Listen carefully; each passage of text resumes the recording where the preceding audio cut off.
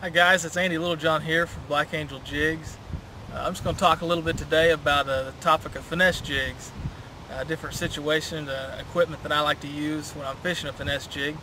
I think one thing that a lot of anglers don't realize is a finesse jig is not only a tough bite situation kind of bait, such as maybe a cold front or a heavy pressured body of water, something like that. Now, you can catch them on a finesse jig year round.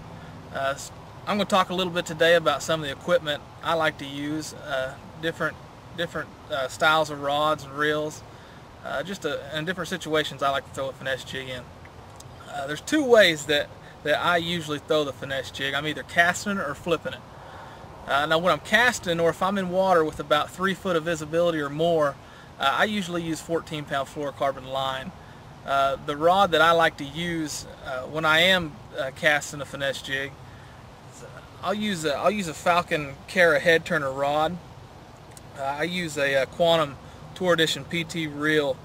That's the combination I use. The other situation I like to use a finesse jig is when I'm flipping. Now when I'm flipping, and I think a lot of anglers kind of shy away from this, is I'll take the 5/16 ounce round head finesse jig and I'll flip it in the heaviest cover there is.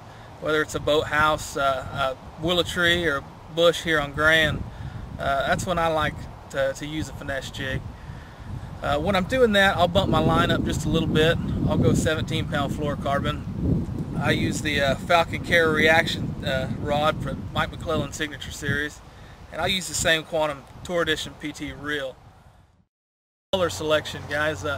One of the rules of thumbs that I use is when I'm selecting a color for a finesse jig, I'm going to take a look at that water, see what the clarity is.